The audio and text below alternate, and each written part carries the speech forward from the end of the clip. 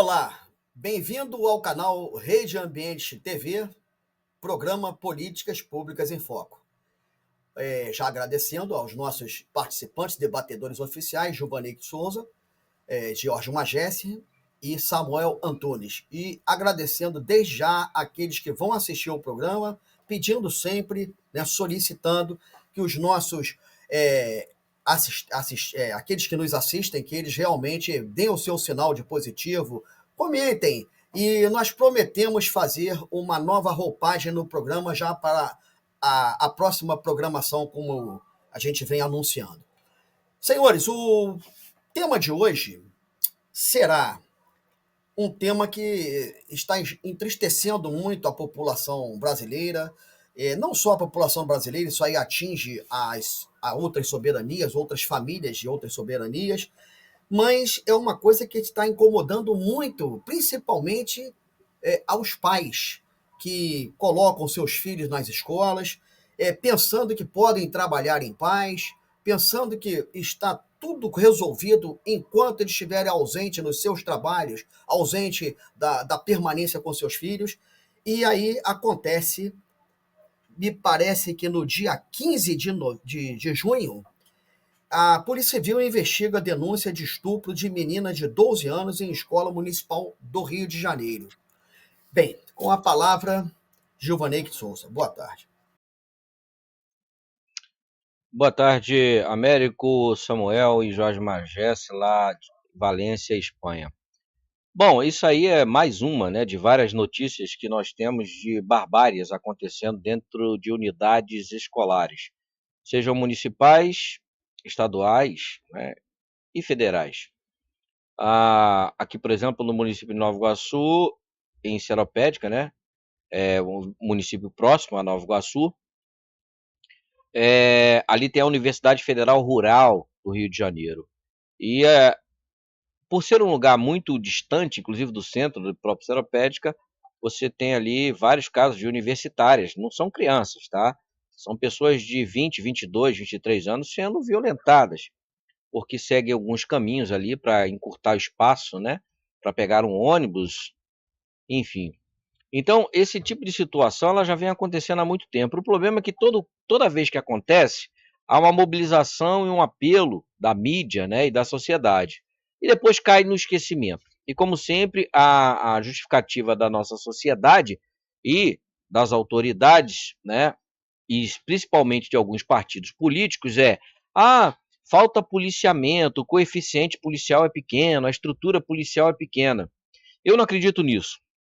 Eu acredito que o que faz isso acontecer é a impunidade. Não adianta você querer aumentar o efetivo e as condições policiais numa sociedade onde a impunidade impera. Não tem como você manter um policial 24 horas. Aí vamos fazer um exemplo aqui bem basicão. Você tem um município de 1 milhão de habitantes. Você vai ter que ter o quê? 1 milhão de policiais vigiando essa sociedade? É isso? Como é que você vai conseguir manter 1 milhão de policiais vigiando, tomando conta dessa sociedade? Isso é impossível. Então, como você não tem condição de manter o mesmo quantitativo de indivíduos tomando conta dos demais, porque é o seguinte, isso parece ser brincadeira, mas não é não. Você tem 1 milhão de habitantes, você vai botar 1 milhão de policiais, mas a hora que aquele policial que está tomando conta daquele indivíduo for no banheiro, o indivíduo comete um crime. E aí, como é que fica? Então o cara tem que andar agarrado, de braço dado, um cidadão. Ó, para ele não cometer crime, eu tô aqui, tô agarrado. Se ele cometeu, eu prendo ele antes de cometer. É isso? Chega a ser ridículo, né? Por isso não adianta aumentar, no meu entendimento, o efetivo policial ou melhoria na estrutura policial. O que tem que acabar com a impunidade, porque se nós formos para outros países desenvolvidos, você não tem a quantidade de policial que nós temos aqui no Brasil. Só que lá a lei funciona. A lei funciona. Bandido lá é bandido. Bandido lá paga. Aqui não. Bandido tem privilégio. Trabalhador não. Esse sim, esse é condenado. Pega um ônibus sucateado, passagem cara, é assaltado dentro da condução, enfim, e por aí vai. Então, o trabalhador aqui no Brasil é quem é condenado, já o bandido não. Esse tem todo o privilégio da justiça. Então, se não inverter essa situação dentro da base legal, esquece. Não vamos ter qualquer melhoria na nossa segurança pública. Isso é sabido. E por que não fazem? Porque tem uma cadeia que sobrevive disso. É um monte de advogado ganhando dinheiro com isso. É um monte de prefeito ganhando dinheiro com isso. É um monte de governador ganhando dinheiro com isso. Tem muita gente ganhando dinheiro com isso. E se você diminui a violência, você diminui um monte de demandas. E aí você começa a ter uma queda no faturamento dessas pessoas. Um preso está custando uma média de 3.000, 3.500, enquanto um trabalhador que se arrebenta 30 dias ganha um salário mínimo para botar o arroz e feijão dentro de casa. Para botar o arroz e feijão dentro de casa. Mas já o preso que roubou, que matou, estrupou, além de custar R$ 3.500, ele não precisa trabalhar para botar o arroz e feijão para ele comer. Vocês entenderam? Então isso é uma matemática que não fecha. Não tem como mudar essa realidade com a base penal nossa da forma com que está. Esse é o meu entendimento. Câmbio. Ok, Gil. Bem, continuando, a menina contou que a violência foi cometida por 3 colegas de classe durante uma aula de educação física. Caso é investigado pela Delegacia da Criança e do Adolescente Vítima. Bem, a Delegacia da Criança e Adolescente Vítima investiga uma denúncia de estupro de uma menina de 12 anos dentro de uma escola municipal da Zona Norte, no Rio de Janeiro. Zona Norte. Eu não cheguei a saber qual é a escola, não sei se vocês sabem. Com a palavra, Samuel Antunes. Querida, prezada mesa, seleta mesa, e de uma maneira especial, nossos queridos assistentes, colaboradores, webnautas, enfim. É de muita importância a apreciação do fato dessa natureza, que infelizmente é, sim, uma realidade. O IPEA, Instituto de Pesquisa Estatística Aplicada, assim como conjuntamente com o Fórum Brasileiro de Segurança Pública, agora recentemente, no dia 18/6, considerando que o fato que gera o tema do programa se deu no dia 15/6, não é verdade?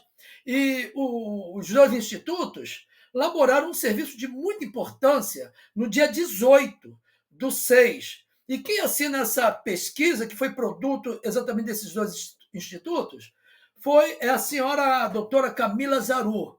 E, por conclusão dessa pesquisa, que tem por tema Atlas da Violência, chegou-se à conclusão que a maioria das vítimas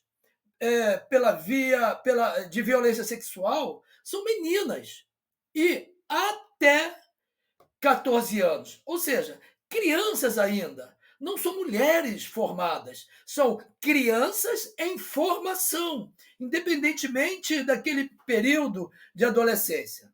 Em rigor, e é fato, a violência sexual, a força desproporcional, a coerção, a intimidação, a influência psicológica e por aí se vai, empregada na vítima, é algo calamitoso, infelizmente. Observa-se, senhores, que existe um tripé da malignidade, ou seja, uma trinca da malignidade. Para observar essas 3 partes, essa trinca, precisamos atentar que o libido é saudável, é saúde, o libido é algo divino, é algo que o ser humano normal, saudável, ele faz uso. Então, o libido é algo saudável. Entretanto, eu classifico, entendo como o primeiro tripé dessa malignidade que gera violência, sobretudo assexual, com crianças, inclusive, é o descaminho do libido. Então, o primeiro tripé da malignidade é o descaminho do libido. O elemento, por diversos fatores, ele se desvia, ou busca se desviar dessa malignidade. Isso é grave, é um ato libidinoso, é um abuso, é uma violência para a criança, é uma injusta agressão à pessoa alheia. E, normalmente, e é fato, é a pessoa mais fraca, a pessoa vulnerável, aquela pessoa incapaz.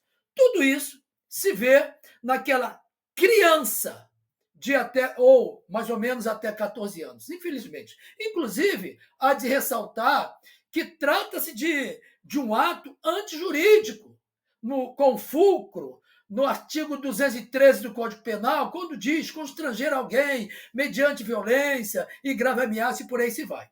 Então é lamentável que um alienado mental, um alienado, venha fazer uso desse caminho, desse desvio do seu libido para ferir alguém, ferir gravemente. O segundo tripé é o estupro, que é praticar ato sexual sem o consentimento alheio, mediante força e por aí se vai. E para entrarmos já na ação finalizadora, o terceiro tripé que eu tenho em mente trata-se especificamente da violência sexual. Ora, se não vejamos, toda e qualquer manifestação sexual, tentado, consumado ou não, insinuações, é fato, indesejáveis, aviltantes, enfim, para os diversos fins de lascívia, conjunção carnal, erotismo, comercial até mesmo. Enfim, isso é muito danoso à formação do ser, do enter da pessoa, sobretudo da menina, quando, e é fato, visa trazer a pessoa como uma presa fosse, naturalmente como uma vítima, e ali usando dos meios de coercitivos, fazendo daquela pessoa uma vítima, uma caça. Isso é muito grave. Inclusive, esses danos, e é fato, a ciência explica e justifica, trazem danos irreparáveis ao teor físico, à alma da pessoa, ao psicológico, ao cognitivo, enfim, a toda a tricotomia humana que chamamos de ser humano. Só ser humano faz esse tipo de coisa. Agora, tentemos imaginar para chegar no ápice do tema. Imaginemos uma criança, uma pessoa, um adolescente de 12 anos, em um local onde ela deveria se sentir segura, acolhida, amada, protegida, assistida, ou seja, dentro de um ambiente escolástico, senhores, dentro de uma escola, onde todo e qualquer aluno vai se sentir um instrumento no bom sentido para o aprendizado. Agora, dentro deste ambiente ocorre exatamente fato dessa natureza.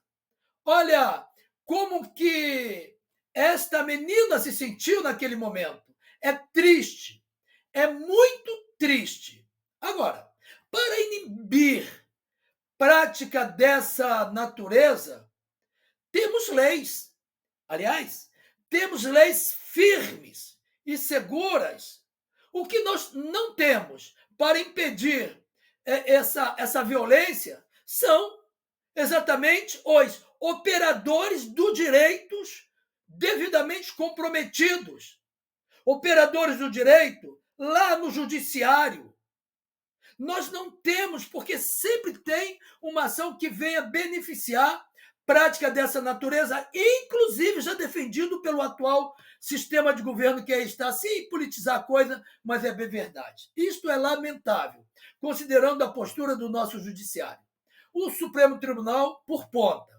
Nós não temos um executivo, uma estatal, considerando, e é fato, a sua proposta de cultura exatamente nos ambientes escolásticos. Agora, recentemente, senhores, na cidade do Rio de Janeiro, exatamente o colégio propôs exatamente a apresentação, em São Paulo também, a apresentação de uma peça teatral onde gerava exatamente efeitos eróticos a crianças, exatamente no seu campo de formação.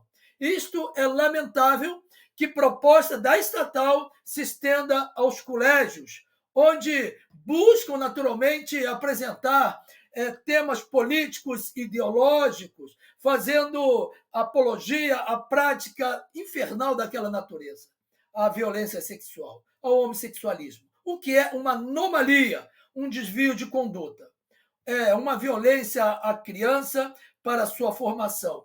Aquela menina vítima daquela situação, daquele quadro, ela, ela, ela, ela traz sobre si, nesse exato momento, exatamente uma marca que nunca mais será curada, infelizmente. E como se não bastasse, a estatal fazendo uso e apologia dentro do ambiente escolástico com dinheiro público, o que, de uma maneira até confirmativa, trazendo um dano irreparável à criança, ao adolescente, à sociedade brasileira que hoje está em formação. Lamentável. Ok, Samuel. Bem, eu estou pesquisando, me parece que nenhum canal informou a escola, mas eu já vi aqui que foi na zona norte do Rio, em Madureira, no bairro de Madureira. A vítima contou que foi levada pelos 3 adolescentes, uma menina de 12 anos, para o local onde foi abusada sexualmente. Ela contou que um dos jovens a estuprou, enquanto o outro a segurava e o terceiro vigiava a porta. Depois de gritar pedindo socorro, ela chegou a ser agredida. Uma outra aluna ouviu os gritos e sofreu agressões físicas ao tentar defender a colega. A gente fica assim, pasmo, porque como é que pode, em pleno século XXI, ainda acontecer isso? Porque eu acho que as mulheres, as crianças, as adolescentes, sempre foram estupradas nesse país. Porque não é possível, gente. Se nós observarmos, estudarmos, pesquisarmos a história do Brasil, da colonização, nós vamos nos deparar com verdadeiras atrocidades, né? Em que negros, né, negras, melhor dizendo, né, foram estupradas, foram abusadas, foram tratadas como coisas, e índias também foram estupradas, abusadas e tratadas como preguiçosas, ou seja, generalizaram o índio como preguiçosos. Então nós ficamos numa situação em que nós tivemos aí há pouco tempo aí Marajó, né, com o que está acontecendo na ilha de Marajó. Nós sabemos do continente africano, né, quantas e quantas pessoas sofrem, quantas crianças, quantas adolescentes sofrem naquele continente. Enfim, o nosso Nordeste brasileiro.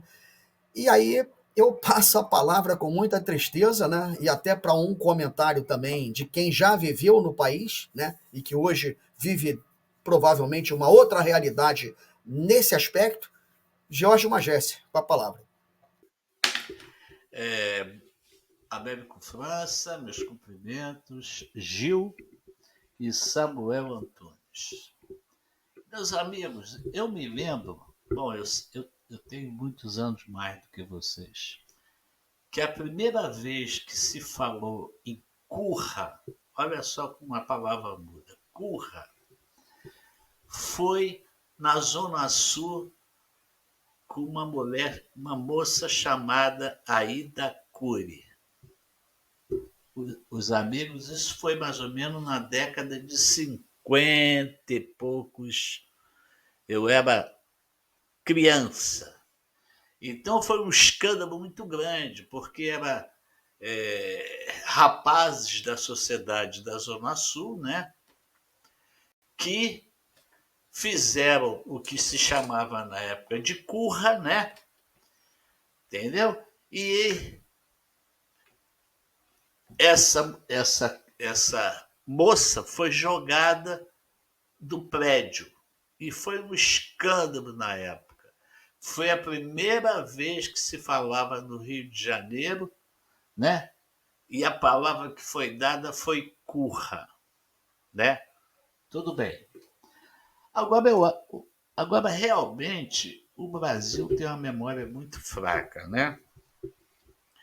O projeto Paulo Freire, vou falar de educação porque tudo está ligado à educação. né? O projeto Paulo Freire conseguiu até hoje, tá, atingir os objetivos dele. Olha, eu quando era estudante, meu amigo, quando o professor entrava na sala de aula, a gente levantava. E na época existia inspetor de alunos, né? Inspetor de alunos que verificava a disciplina dos alunos. Aí vai dizer, pô, você é muito velho, o negócio agora é moderno, né?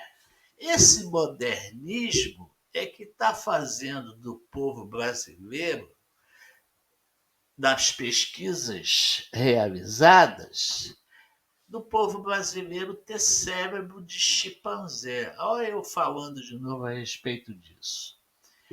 Então, o projeto Paulo Freire conseguiu colocar na cabeça dos brasileiros o projeto chimpanzé, porque não tem mais respeito. Nós já cansamos de ver no vídeo alunos jogarem cadeira em cima do professor.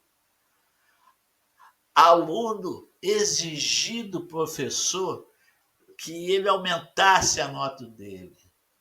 O aluno que não aceitava na correção das provas a nota que o professor lhe dava.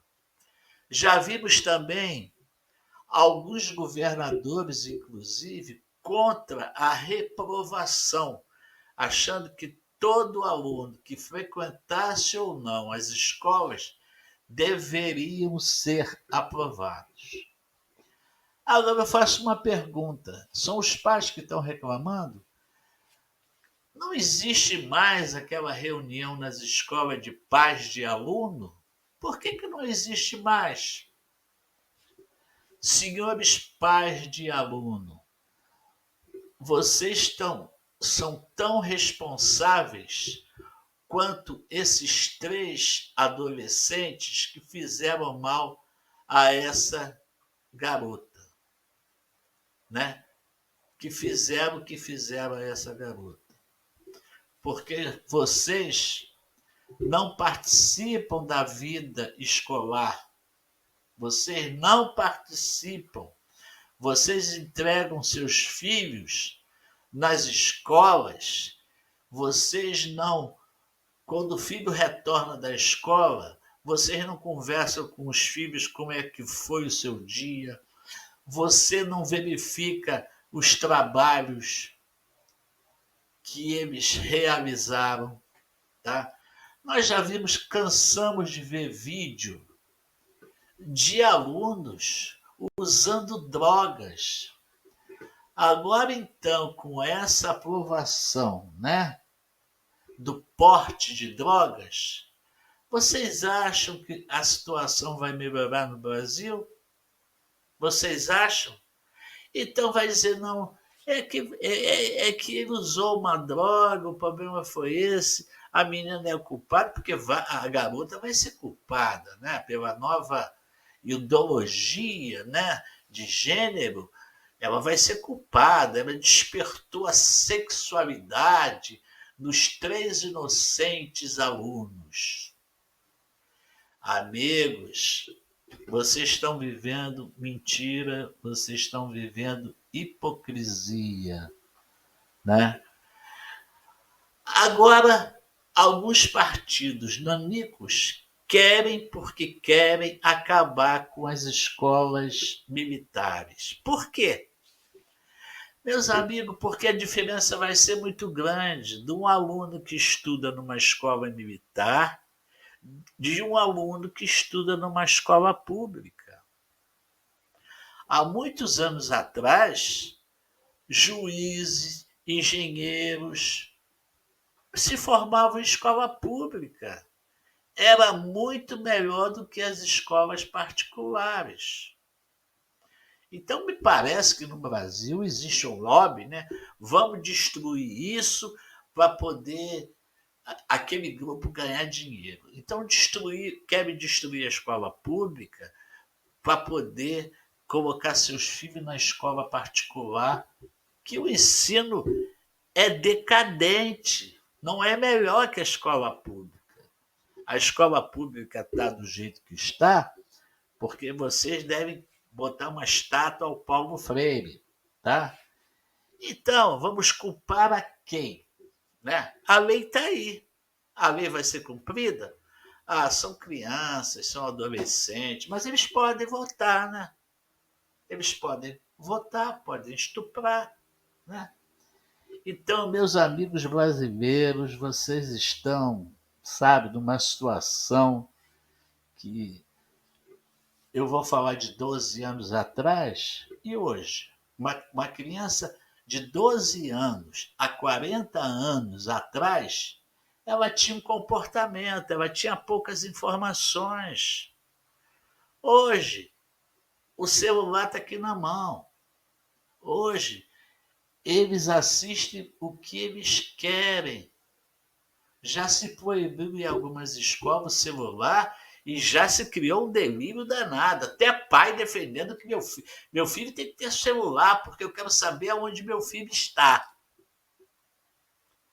O pai não querendo que seja bloqueado o celular na escola, porque ele acha que tem que saber onde o filho está. Será que ele sabe? Ele não sabe. Ele nem sabe nada do filho. A verdade é essa, que essa educação moderna, tá? Meus queridos, eu estou falando isso porque a minha realidade hoje é outra, né? Hoje eu vivo numa realidade diferente, eu tenho netos na escola, é período integral, eu já falei isso, entra às 9 horas, sai às 5 da tarde, não tem tempo de andar na rua, não tem tempo de pensar em sacanagem, entendeu? É aula, tá lá, e tem respeito, hein? E se respeita a escola. Tá? E tem reunião de pais e alunos nas escolas. E outra coisa também. Hoje, as escolas, os bairros aqui na Espanha, são monitorados, câmera em todo lugar. E você pensa que na Espanha, por ser um lugar tranquilo aqui, por exemplo, em Valência, as pessoas têm grade na janela, as pessoas têm porta fosse porta de cofre. Mas por que, poxa? Aqui não tem violência, mas é isso aí, meu amigo. É por isso mesmo que o ladrão ele não se habitua. Ele não tem campo, porque sabe que é monitorada a rua, sabe que a polícia é muito bem estruturada, muito bem organizada, paga-se muito bem ao policial aqui. Então, meus amigos, não adianta, porque nós temos lei até demais. Se fosse cumprido uma parte do que está na lei, seria ótimo, mas hoje não se cumpre nada. Olha, existe uma diferença muito grande, né? Nós temos dois tipos de monarquia. A monarquia constitucional e a monarquia absoluta. A Espanha exerce a monarquia constitucional, onde tem o parlamento.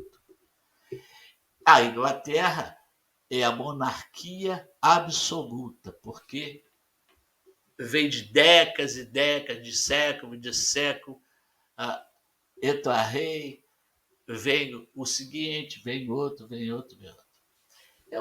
Uma vez eu me lembro que eu estava fazendo campanha para o Partido Militar e surgiu na época, vamos fundar o Partido Monarquia. Até um amigo meu veio me convencer. Eu achei aquilo, meu amigo, se nós tivéssemos a monarquia, hoje nós teríamos como imperador Luís de Orleans e Bragança.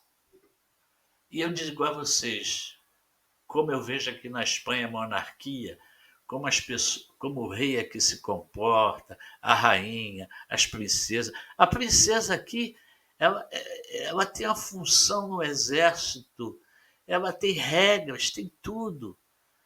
Hoje nós temos um imperador de 9 dedos, é imperatriz, que gasta uma grana, porque eu considero que o presidente hoje é o imperador. O rei é aquela pessoa do Supremo Tribunal Federal. Esse é o rei. O imperador é aquele que é uma figura representativa, que viaja com a imperatriz, aquela vida nababesca e tudo, né? Então, não é caso de lei, meu amigo. É caso do brasileiro reagir. Reagir. Não adianta ficar culpando o seu político, porque você é que elegeu ele. Então, essas crianças, né, esses 3 adolescentes, não vai acontecer nada com eles. Né? Não vai. Com a liberação das drogas agora, o que vocês acham que vai acontecer? Foi a droga, culpado. Não, eu estava drogado, a culpa não foi minha. Eu comprei a droga ali no cara, e a droga falsificada me fez mal. Então, olha, amigos, eu só posso dizer o seguinte: essas coisas precisam mudar, a gente precisa acabar com essa ideologia Paulo Freire, né? Hoje o caminho realmente tem que ser a disciplina e as escolas militares. Eu não vejo outra saída. E a saída realmente é o horário integral, porque não se pode. Eu não vejo criança na rua aqui de 9 horas da manhã às 5 horas da tarde. Nem criança que eu estou falando também de adolescente, né? Então, se não tiver essa mudança, meu querido, esse debate que nós temos hoje vão se multiplicar, vão ter mais ainda, e não vamos ter solução nenhuma para o caso, porque nós é que podemos dar a solução, não os políticos. É isso aí, meu amigo Américo França, Samuel Antunes e o Vaneide de Souza. Ok, Magesse. Bem, conforme logo no início da sua fala, nós devemos admitir, né, ou temos que admitir, que a qualidade do ensino ela repercute muito na projeção, né, do país, no progresso do país. Essa é uma realidade em todas as soberanias, certo? Não é no Brasil. A qualidade de ensino. E vejamos, conforme você na inicial explanou muito bem. Nós sabemos, é notório que a nossa educação, a mesma educação do ensino público, né, aqueles instrutores, professores, são os mesmos que trabalham fazendo o seu bico ou melhorando a sua renda no ensino particular. Eu acho que isso aí não há nenhuma dúvida, né? Não estou dizendo de formação, estou dizendo de educação, dos instrutores e dos professores. A formação é um outro critério, né? Aquele que não tem uma formação em nível relevante de qualidade, a própria sociedade vai recusar, certo? Que é uma prestação de serviço. E toda má prestação de serviço, a sociedade repudia. A sociedade se afasta. Então, por si só, aquele que não é um profissional, né, qualificado, ele vai ser repreendido, afastado pela própria sociedade.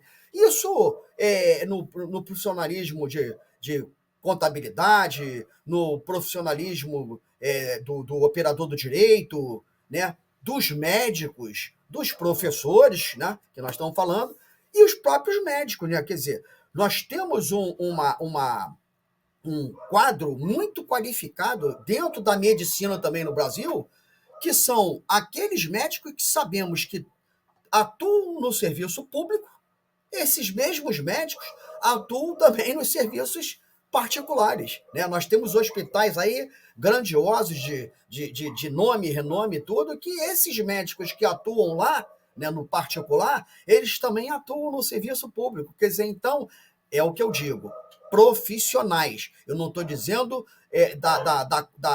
da formação, eu estou falando do profissionalismo, porque em todos os sentidos nós vamos ter sempre os bons e os maus profissionais. E quem faz isso? É como um cartão de visita, né? O cartão de visita é o papelzinho? Não, o cartão de visita é o boca a boca. Aquele que é um bom profissional, ele vai estar sempre sendo indicado, seja no serviço educacional, no serviço de saúde e também, por que não, no outro serviço, que é o de proteger, guardar a nossa integridade física, que é a parte da segurança pública. E nós temos também profissionais muito bem qualificados. Porém, a nossa violência está tão assim agressiva, se multiplicando tão rapidamente, que o efetivo da nossa segurança pública não acompanha para o combate àqueles que são infratores da lei. Por isso, nós estamos nos perdendo e, como bem disse, os pais que não fiscalizam, os pais que não assistem os seus filhos, que não acompanham os seus filhos, realmente temos que admitir que sejam também responsáveis por essa finalidade, né, ruim, né, de uma coisa que se apresenta ferindo um conceito e o psicológico da própria criança e adolescente. Gilvanei, com a palavra. Bom, vamos lá, Américo de France. Volto a pegar na mesma tecla, sabe? A questão é a impunidade. O sistema, ele trabalha justamente para favorecer a impunidade. O Magesse falou das escolas públicas da época dele, eu garanto que também deve ser da sua, foi da minha, é do Samuel. Uma das escolas mais privilegiadas e buscadas, né, era a Pedro II, era referência. Até hoje se fala muito na escola Pedro II, mas infelizmente até a escola Pedro II já não está mais como era antigamente. Agora você vê muita desordem, muita bagunça dentro da escola Pedro II, que não era aceitável na minha época e na época de vocês. Então, a permissividade faz com que o indivíduo ele perca a noção, né, do seu limite. Então, se ele não tem limite, ele faz o que quer, correto? Quando o indivíduo tem limite, ele vai fazer até aquele ponto. Do outro, ele sabe que se passar, ele vai sofrer as consequências. Isso não é só para os seres humanos, não. Isso é para qualquer ser vivente do planeta Terra, humano ou não. Todos os seres têm o seu limite. Eu não posso passar desse limite, porque se eu passar, o predador me preda. Isso os seres não humanos. Os seres humanos, o único predador do ser humano, infelizmente, na atualidade, é o próprio ser humano. Então, se o ser humano não criar limites para ele mesmo, ele extrapola. Então, ele faz algo que ele não deveria estar fazendo porque ele não tem limite.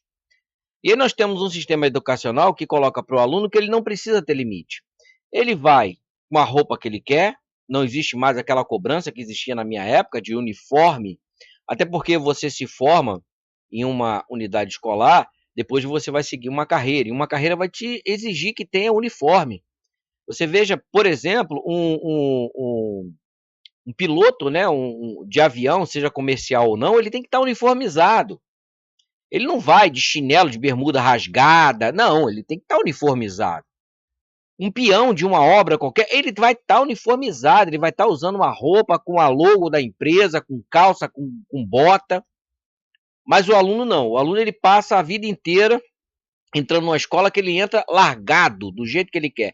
Chinelinho, surradinho, calça toda rasgada, enfim. E ele sai dessa unidade escolar achando que é isso aí que ele vai ter lá fora. Não, não é. Esse aluno, ou essa aluna, né, não vai conquistar um espaço dentro da iniciativa privada ou pública, porque chegando lá vai ter regra, tem hora para chegar, hora para sair, tem que estar uniformizado, cabelo cortado, bem asseado, senão não entra. Não entra.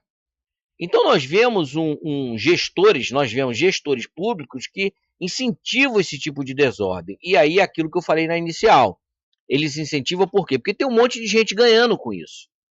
Essa desordem toda provoca vários processos dentro da área jurídica, tem um monte de advogado que não vale nada, né? Doido para pegar esse negocinho para ganhar um dinheiro e vamos tocar essa bagaça, que não estão preocupados, que são indivíduos, no meu entendimento, completamente lobotomizados, que eles acham o seguinte, né? Esses indivíduos acham o seguinte: ah, eu moro no meu condomínio, eu lá tenho segurança, tenho piscina, eu tenho tudo, tô nem aí pro pobre, o proletariado, esse tem que pagar as minhas contas e vamos empurrando. Só que ele esquece que ele sai. E hoje nós estamos vendo a consequência desse não tô nem aí.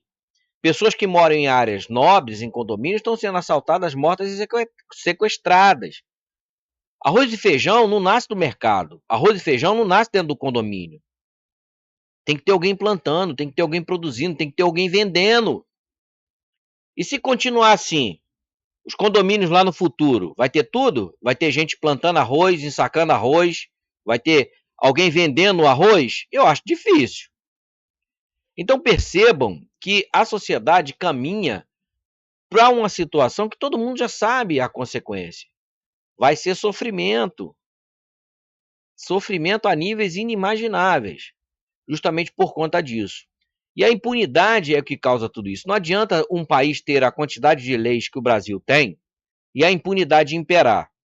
Poderíamos ter menos da metade da lei que temos, mas que aqueles que descumprem a base legal, se eles fossem punidos de verdade, eles não reincidiriam. Mas eles não são punidos, na verdade eles são agraciados. Vão para um sistema que não recupera, um sistema que, vive lá de forma precária. Ele já vive de forma precária aqui. Quantos que estão lá que já viviam aqui fora de forma precária? Lá dentro eles vão viver de forma precária, mas tem o que comer. Ah, mas a comida lá não presta. Mas aqui fora nem o que não presta eles tinham que comer, pô. Lá eles ainda têm alguma coisa para comer. Então, para eles, isso chega a ser um prêmio. Eu vou roubar, se não der certo e ninguém me matar, eu vou preso. Preso, eu não vou trabalhar, ainda vou ter comida, roupa lavada, enfim. Mas vale a pena ser bandido no Brasil. Diferente de outros países, que lá, se você cometer um crime, independente da sua classe social, o pessoal fala muito dos Estados Unidos, que lá tem um mínimo de democracia, não tem a democracia total, né? Mas tem uma democracia, não vou dizer nem o mínimo, passou para o médio, né? Mas total não tem. Nenhum país vai dar a democracia ao máximo. Não dá, não tem como. O sistema não permite. Nenhum sistema vai criar um sistema a qual o sistema venha a perder o controle. Esqueçam isso.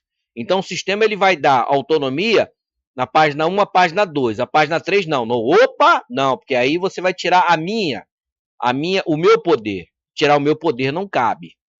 Então, até nos Estados Unidos, que é um país, né, que tem, assim, passou do mínimo de democracia, né, você vê que lá, independente da sua classe, você pode ser rico ou pobre, se você cometer um crime, você paga. Aqui, normalmente, quem paga um crime, entre aspas, é pobre. Rico, se tiver advogado, brincadeira, paga nada. E o pobre paga. Paga de que forma? Sendo agraciado de sair de um sistema covarde e entrar no outro mais covarde tanto quanto. Em compensação, ele não precisa trabalhar para comer. Do lado de cá é covarde, mas ele tem que trabalhar para comer. Ele bota na balança. Opa, peraí. Eu não estou preso, mas aqui eu tenho que me acordar cedo, me danar de trabalhar, né? Ter um monte de aborrecimento, de apurrinhação para comprar arroz e feijão e poder comer. Isso se eu tiver casa para morar, porque se eu não tiver o dinheiro, não dá para me pagar um aluguel e comer. Não tem como. Constituir família, Deus do céu, esquece. Não dá, não tem como. Então tem que ser um cara sozinho, né? Ou uma mulher sozinha, sem tendo onde morar, sem ter filho, com família, sem nada, para sobreviver no sistema atual. Então ele bota na balança, se aqui eu tô sozinho, não tenho família, não tenho nada, né? Me dando de trabalhar para ter isso, eu vou arriscar, vou roubar. Se der certo, eu ganho. Se não der certo, ninguém me matar, eu vou ser preso. O que eu vou perder? Liberdade? Aqui fora eu tenho liberdade? Os senhores aqui fora têm liberdade? Não. Nós não podemos sair determinadas horas, nós não podemos ter um determinado celular, nós não podemos ter um determinado carro ou uma moto que somos assaltados, sequestrados. Então não temos liberdade aqui fora. Ora, para pensar e raciocinar com um indivíduo que não tem nada. Ele não tem nada aqui, mas ainda tem que trabalhar para comer, ele prefere ter nada lá, mas ter o que comer dentro da prisão. Ainda arrisca, né, de dar certo o seu plano, mesmo que ele tire a vida de um inocente. Esse é o sistema que nós temos. Então, esperar a mudança disso vai ser muito ingênuo. Jamais vamos ter mudança. O sistema ele é covarde. É muita gente faturando com isso. É um sistema jurídico todo faturando com isso. É um sistema empresarial todo faturando com isso. É o cara que fornece a quentinha para o presídio. É a empresa que fornece a segurança para o presídio. É a empresa que fornece toda a estrutura de limpeza, porque são terceirizados. Imagina a montanha de dinheiro que é para manter um presídio. É empresa terceirizada para varrer, limpar banheiro, porque o preso não faz nada. Ele está preso lá, mas não faz nada. Aqui fora ele tinha que fazer tudo, lá ele não faz nada. Roubou, matou, estrupou, mas lá dentro ele não faz nada. Então tem gente para lavar a cela dele, lavar o banheiro dele, lavar tudo, né? E ter a comida quentinha para ele. Ele só tá preso, ele fica lá, tá preso. Que sistema é esse? Como um país desse muda? Esqueçam. Um sistema educacional falido, que só promove desordem. Um sistema jurídico falido, que só promove bandido. Uma sociedade covarde, que prefere ficar em seus condomínios, mesmo que eles serão assaltados, roubados, sequestrados quando saem desses seus condomínios, mas eles estão lá porque a mente é tão pequena que eles não conseguem pensar além e acham que ali eles estão protegidos. Tá difícil para o Brasil, pessoal, muito difícil. Obrigado. Ok, Gil. Realmente é lamentável nós estarmos torcendo, né, para que o país dê certo, né, porque todos vão sair ganhando, né, todos vão ter o seu espaço ao sol, mas por causa de algumas poucas cabeças, né, às vezes por estar no lugar errado, por não dominar aquela pasta, acaba justamente por uma ignorância, uma falta de saber sobre aquele determinado assunto, acaba atrapalhando o progresso do país. Infelizmente, tenho que reconhecer, e temos aqui, acho que unânime, o reconhecimento do quanto é difícil vivermos num país em que a gente está sempre a caminho do desenvolvimento, né? Há quanto tempo nós ouvimos aí que o país está em desenvolvimento, o país está em desenvolvimento? Eu acho que nós escutamos isso mais ou menos desde o momento que nos tornamos pessoas mais esclarecidas, quer dizer, então, no mínimo, há 50 anos a gente escuta que o país está em desenvolvimento. Samuel Antunes com a palavra. Pois bem, pela fala do Givoneik, percebe-se naturalmente uma inversão dos valores, o que naturalmente vai destinar exatamente esse tipo de violência. Agora, recentemente, uma figura aí do meio artístico disse que pode roubar, pode desviar, pode corromper tranquilamente, dizendo aquela, entre aspas, celebridade, desde que com amor pode fazer. Isso foi agora questão de 2, 3 dias, exatamente numa mídia aí. Depois, uma outra celebridade disse: senhores, pode estuprar à vontade, pode cometer todo tipo de violência assim, desde que alguém tenha prazer.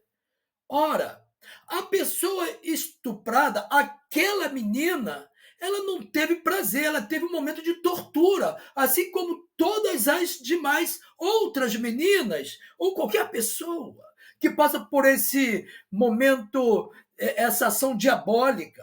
A pessoa estuprada não tem como ter prazer. Prazer tem o estuprador. E agora essa celebridade aí, dessa tão chamada emissora aí, diz que pode realmente estuprar à vontade, desde que dê prazer. Ora, o prazer se é dado ao estuprador. Eu creio que nem isso aconteça especificamente. A conjunção carnal, a aproximação carnal, o sexo, eu entendo, é um momento de celebração a um sentimento supremo, divino, chamado amor. O sentimento amor, né,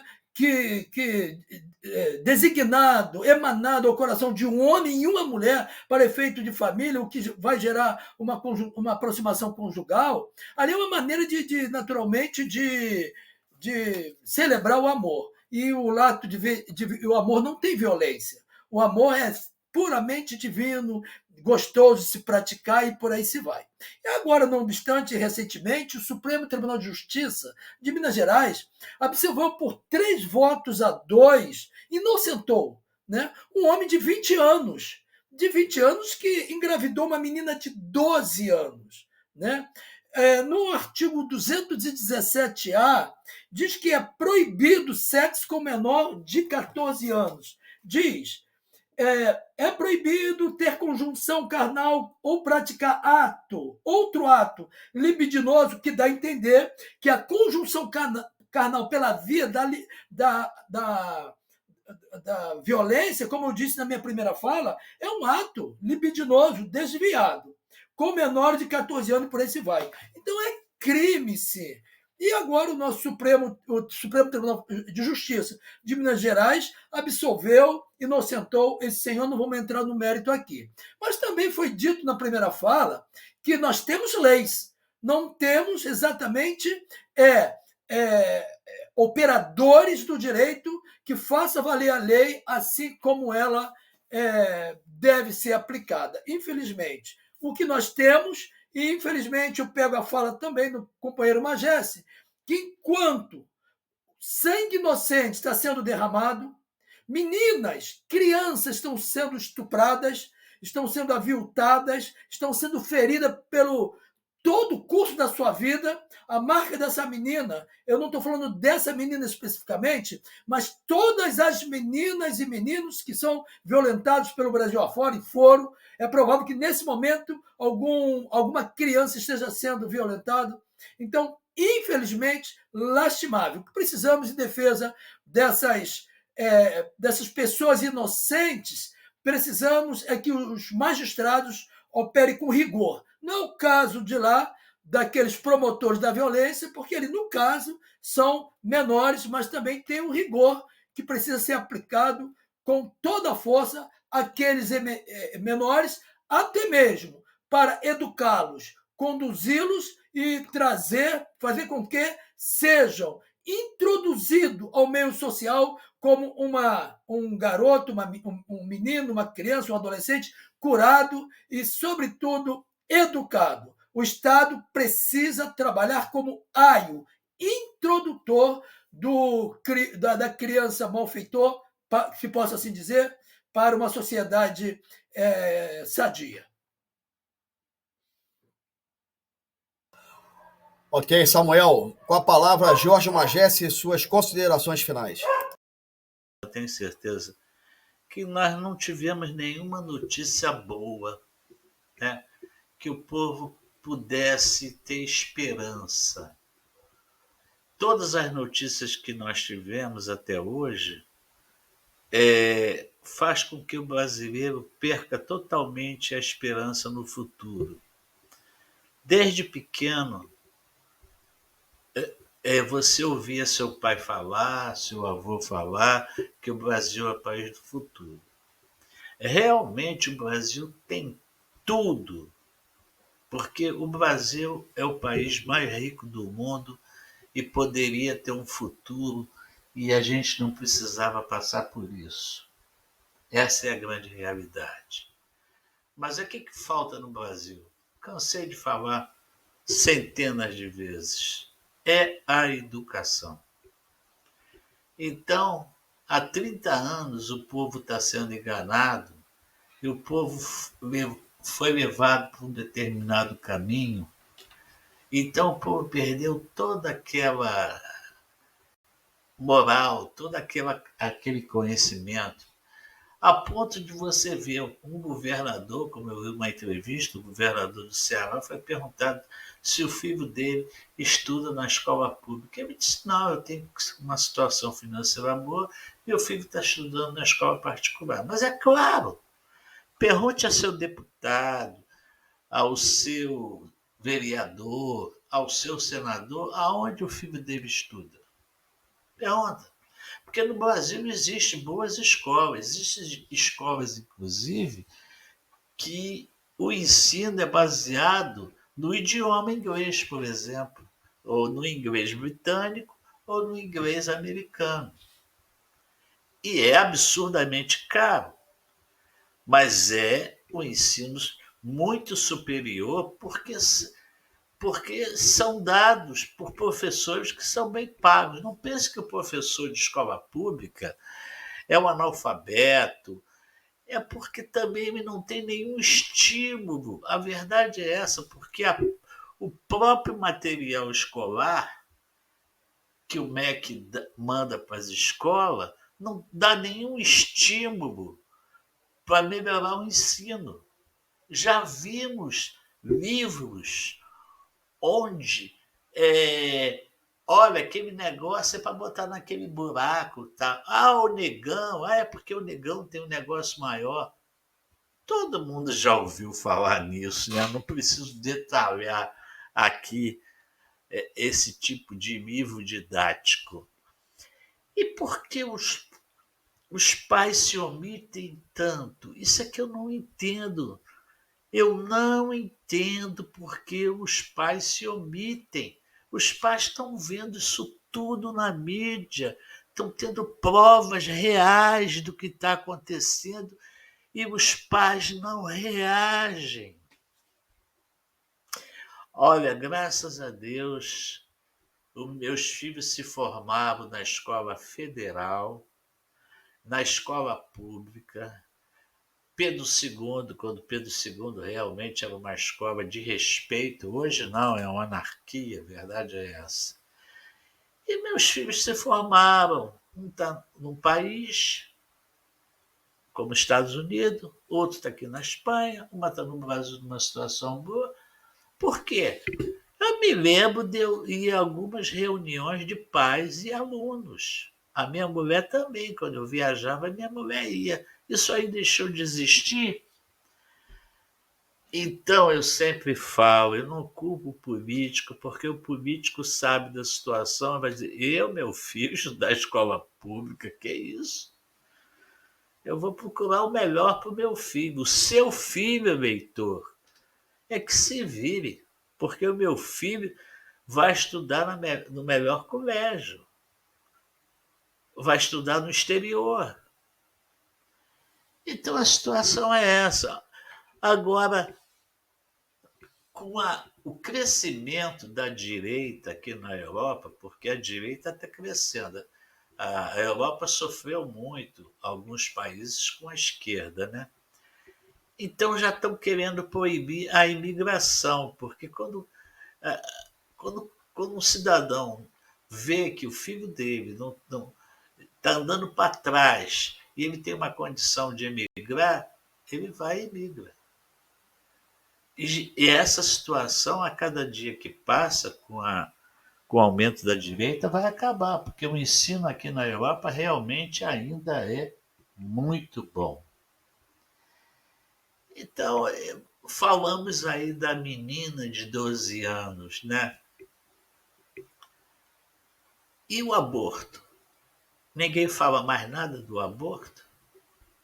Você acha que alguém vai ligar para a menina de 12 anos que foi estuprada se você fizer uma relação que essa lei do aborto, que quase foi aprovada, assassinava as crianças com uma injeção letal?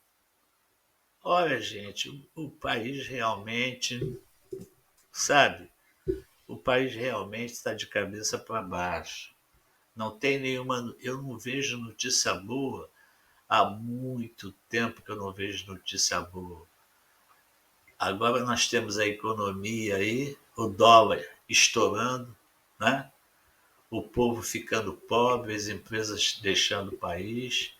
Então, povo brasileiro, vocês estão dormindo. Quando vocês acordarem, não vai adiantar nada. Porque essa história da menina é uma pequena fração do que acontece no país. Acontece coisa muito pior. todo mundo já esqueceu dos Yanomami, todo mundo já esqueceu como morre gente com dengue. Então, o brasileiro ele foca nas coisas novas, porque amanhã esquece, aí vem outro assunto. Então, cada dia mais você vê assuntos que você. Meu Deus do céu, o que está acontecendo num país como o Brasil? Nós estamos vivendo um inferno no Brasil porque não tem notícia boa. Cada dia mais o brasileiro é penalizado. Então, meus amigos, a oração é muito válida, mas a reação hoje é melhor, porque, mais uma vez eu digo, Deus dá a vitória a quem vai à luta. Quem cruza os braços merece a derrota. Então, pense bem, pai. Pense bem, avô, que o futuro que vocês estão deixando para os seus filhos e seus netos, a culpa toda é de vocês. Não são dos políticos, não. É de vocês. Vocês é que colocam eles lá. Américo França, muito obrigado pela participação e espero que a gente não tenha esse tipo de debate, né? O que eu acho meio difícil, né? Se a gente for fazer um programa por dia aqui, a gente tem muito assunto de violência, do que há de pior que está acontecendo no Brasil. Obrigado, meu amigo. Ok, querido. Bem, só para complementar nosso tema de hoje, né? A menina e a mãe foram encaminhadas para a Delegacia da Criança e Adolescente Vítima para registrar a ocorrência.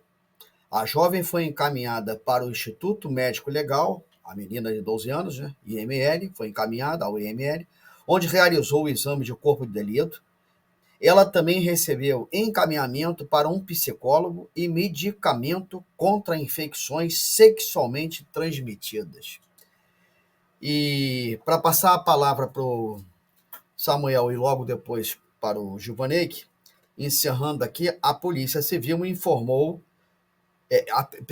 a Polícia Civil intimou os menores e o caso foi registrado como ato infracional equiparado ao estupro, crime de estupro. Equiparado? Por quê? Não foi um estupro? Porque são de menores, aí é uma equiparação a estupro? Entendeu? São coisas que não, infelizmente, fogem à nossa inteligência. A gente não consegue recepcionar isso, porque, vou repetir, a Polícia Civil intimou os menores e o caso foi registrado como ato infracional equiparado ao crime de estupro. Algumas testemunhas, funcionários e alunos já prestaram depoimento. Nenhum registro foi feito pelas câmeras de segurança do colégio. Olha quanta gravidade, quanto absurdo. As câmeras do... Existem câmeras do colégio? Existe, está dizendo aqui, mas não foram registradas nas câmeras do colégio. Quer dizer, o ato é equiparado a um crime de estupro, mas quem foi que criou essa equiparação de crime de estupro? Ou é ou não é, porque a menina foi estuprada. É fato. Samuel Antunes, com a palavra, suas considerações finais, logo em seguida, Givaneik. Pois bem, donde conclui-se o que inicialmente foi dito nesta plataforma. O que precisamos, leis temos. O que precisamos é os operadores de lei, da lei, que assim atuem, interpretem com rigor, assim como ainda os legisladores que elaborem leis mais rígidas. Aquela menina, ela passou por uma situação de periclitação, de perigo, é fato, e depois ela é tratada à vista da lei, pelo menos na fração inicial, como algo subterfúgio. É lamentável.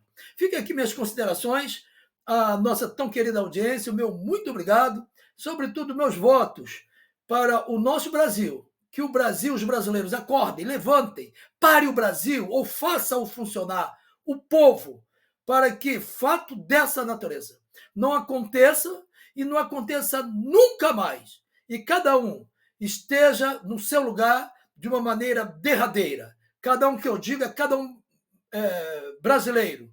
O verdadeiro executivo no seu lugar, o verdadeiro legislativo no seu lugar, o verdadeiro judiciário no seu lugar, e cada um cumprindo muito bem o seu papel, bem como cada cidadão brasileiro no seu lugar.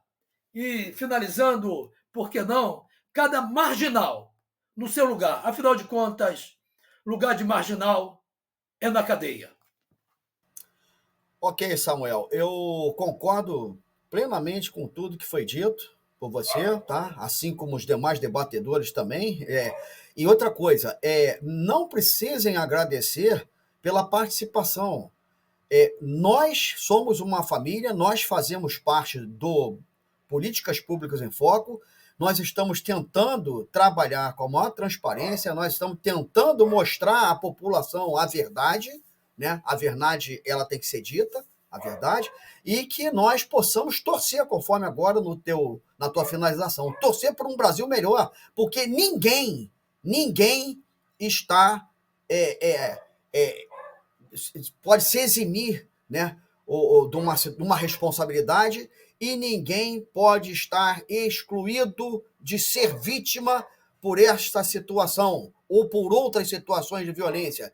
Mas o estupro é uma coisa tão covarde, né, e que nenhuma mulher merece passar por essa situação em pleno século XXI.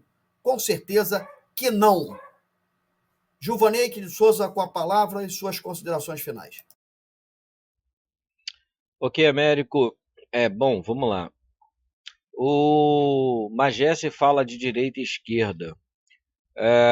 Se eu aprendi uma coisa, e depois que eu aprendi, eu passei não mais levar em conta essa queda de braço entre direita e esquerda. Eu acho que, assim, todos nós somos passíveis dos mesmos erros e acertos. Tanto indivíduos de esquerda quanto de direitas não valem nada. O que diferencia um indivíduo do outro é aquele que raciocina e pensa antes de fazer, e aquele que faz sem pensar ou faz pensando por conta da sua índole, do seu caráter. E aí é algo que precisa ser compreendido no meu entendimento. Nós vemos aí, como foi dito, né, a ilha de Marajó lá acontecendo, caiu no esquecimento. Foi falado uma semana depois, será que está tudo resolvido lá na ilha de Marajó? Duvido muito. E como eu disse lá na inicial, tudo isso é dado por conta da impunidade. O Samuel diz, marginal tem que estar preso. Eu também não concordo. Marginal não tem que estar preso nesse sistema prisional. O marginal ele tem que estar produzindo, porque eu, como trabalhador, tenho que produzir. E se o marginal rasgou a base, a Constituição, ele não pode mais usufruir desta base, dessa Constituição. E se ele causou um dano à sociedade, ele tem que devolver à sociedade, de alguma forma, o dano que ele causou. Mas no sistema atual, o marginal, ele não devolve, pelo contrário, ele continua surrupiando, furtando, roubando essa sociedade, que paga caro para manter esse indivíduo sem produzir nada. Nada. Um sistema onde ele sai lá formado com diploma de bandido, porque ele entrou, ele tinha isso aqui de conhecimento, ele sai com isso aqui de conhecimento. Tem bandidos marginais que têm 15, 20 passagens. A ficha corrida do camarada dá para dar a volta no planeta Terra. E aí? E a sociedade bancando tudo isso. O marginal tem que estar preso? Sim, mas qual sistema? Esse aí esquece. Esse sistema aí condena a vítima, condena o trabalhador. Bota esse indivíduo para trabalhar, porque normalmente esses indivíduos que roubam não gostam de trabalhar. Eles querem fácil, querem molezinha. O Brasil tem terra à vontade. Alguns estados americanos, até hoje, o preso é que pinta meio fio, cava buraco. Só para vocês terem ideia. Vários estados americanos é assim. Por quê? Porque o preso ele tem que devolver, ele não pode ficar lá custando ao bolso do contribuinte.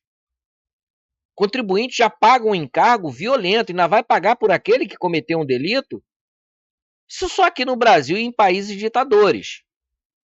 Ah, você causou um delito, né? Pô, tranquilo. Não, ó, você vai ser privado da sua liberdade e tem que trabalhar para comer. Se não trabalhar, não come não. Porque eu, que tô aqui fora, que não cometi nenhum crime, se eu não trabalhar, eu não como. Como é que um cara que cometeu o crime não trabalha e come? Como é que é isso? Não dá para entender esse tipo de raciocínio. E é por isso que estamos num sistema, e não é isso, não é privilégio do Brasil, não. Isso é privilégio de todos os países ditadores, porque o Brasil é uma ditadura travestida de democracia. De uma Constituição que mais dá direito para quem descumpre a própria Constituição do que quem cumpre a Constituição. Em um sistema jurídico onde o maior beneficiário são os bandidos, os marginais, e o trabalhador não, esse é condenado. Condenado a um sistema a qual ele não consegue mudar a sua realidade. Ministérios públicos, defensorias públicas, quanto se gasta para manter esses espaços? Pago com dinheiro do trabalhador, que sofre todos os dias em condições precárias de transporte, de trabalho. Quanto ganha um promotor de justiça? Quantos ministérios públicos nós temos no estado do Rio de Janeiro? Só no estado do Rio de Janeiro. Quantas defensorias públicas nós temos no estado do Rio de Janeiro? Só no estado do Rio de Janeiro. Os senhores, senhoras que estão me assistindo, já imaginaram a montanha de dinheiro que é para manter, só para manter o sistema? Salário dos promotores, das promotoras, dos procuradores, porque tem o MP estadual e federal. E aí você tem os defensores públicos, estaduais e federais, olha só. Quanto isso é de dinheiro, eu posso garantir, é uma montanha de dinheiro gasto por aquele que pega uma condução precária, por aquele que trabalha todos os dias 24 horas, todos os dias 20 dias, né? 30 dias, porque tem sábado, uns trabalham sábado e domingo, né? Para pagar todo esse sistema. E aí vamos avaliar qual o retorno que é dado para essa sociedade. A quantidade que temos só aqui no estado do Rio de Janeiro, de ministérios públicos estaduais, federal, né? Ministério Público Estadual, federal, defensorias públicas estadual e federal, o Rio de Janeiro era para ser o paraíso na Terra. Qual o retorno? Fica aqui a minha indignação e uma reflexão. Quando você paga para alguém fazer um serviço, você quer o quê? Retorno do que você está pagando. Se você paga para pintar o seu imóvel, você quer um imóvel bem pintado. Se você paga para consertar o seu carro, você quer o seu carro bem consertado. Qual o retorno que hoje a sociedade carioca tem em relação ao investimento dos ministérios públicos estadual e federal e as defensorias públicas estadual e federal? Eu posso dizer, ó, zero, absolutamente zero. E eu não estou aqui culpando os promotores, procuradores e defensores públicos, não. O problema é o sistema. Porque mesmo que um promotor, um procurador, uma promotora, uma procuradora ou um defensor ou uma defensora pública atue, não cabe a ele a decisão. Cabe a um judiciário. E o que é que o judiciário faz? Isso eu falo por experiência própria. Indefere. Joga na lata do lixo. Eu fiz muitas amizades com promotores de justiça que me entregaram documentos e diz aqui, ó, 2 anos ralando, 2 anos trabalhando, identifiquei o crime, o criminoso, está tudo tipificado, encaminhei para o juiz. Sabe o que o juiz fez? Indeferiu. jogou literalmente na lata do lixo, ou seja, um procurador federal trabalhou 2 anos em um processo e por uma canetada de um juiz foi tudo pro ralo. E aí nós vemos nas mídias, né, tidas como oficiais, onde muitas delas produzem aí fake news, juízes vendendo sentença. Juízes que fazem vista grossa, tipo assim, tem um negócio aqui, ó, tá pegando pro teu lado, meu irmão. O que é que eu faço? Pô, esquece isso lá, bota na gaveta, joga no lixo, tem tanto no teu bolso, o juiz vai lá e ó. Nós vemos isso. Como mudar essa realidade nesse país chamado Brasil, ou em qualquer outro que tenha a mesma realidade, eu não vou nem citar os outros, que todos aqui sabem quais são os outros. Então fica muito difícil. Pela via legal, possivelmente não teremos mudanças no Brasil. Infelizmente, eu posso estar sendo pessimista demais, mas eu não vou muito por esse lado, eu procuro ser muito realista, e a realidade nos mostra isso. Nos mostra isso em relação às matérias que são exibidas, nos mostra isso em relação a tudo que vem sendo publicizado, publicado e exposto, seja pelas mídias oficiais ou não, a qual a impunidade continua imperando, né? Aonde os bandidos são privilegiados, os argumentos que não argumentam são favorecidos e privilegiados, como foi o caso dessa menina que agora provavelmente ela será a culpada por ter sido estrupada. Espero que essa sociedade nossa consiga pensar um pouquinho, só um pouquinho. Eu não peço muito não, só um pouquinho. Pense só um pouquinho no que vocês estão fazendo de escolha, né? Do que vocês estão fazendo não só de escolha, e vou fugir um pouquinho da questão política, né? Do que vocês estão fazendo de escolha para os seus ambientes, para a sua sociedade, para os seus filhos e para os seus netos. O que vocês vão estar deixando num futuro que, vou dizer um negócio, não é bom não. Câmbio. Gilvanek, não poderia deixar de comentar a respeito do que ouvi dos nobres colegas Jorge Magesse, Samuel Antunes,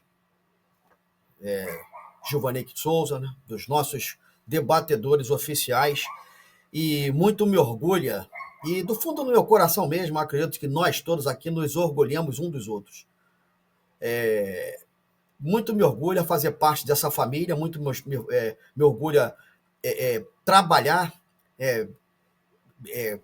duramente, trabalhar para que a gente possa levar a maior transparência possível para os nossos, aqueles que nos assistem, rogando muito que aqueles que nos assistem, que eles nos ajudem a manter o canal, que nos ajudem de qualquer forma. Está aí o chat privado, os comentários, está aqui, inscreva-se grátis, comente, converse com todo mundo no estúdio, enfim, está aí.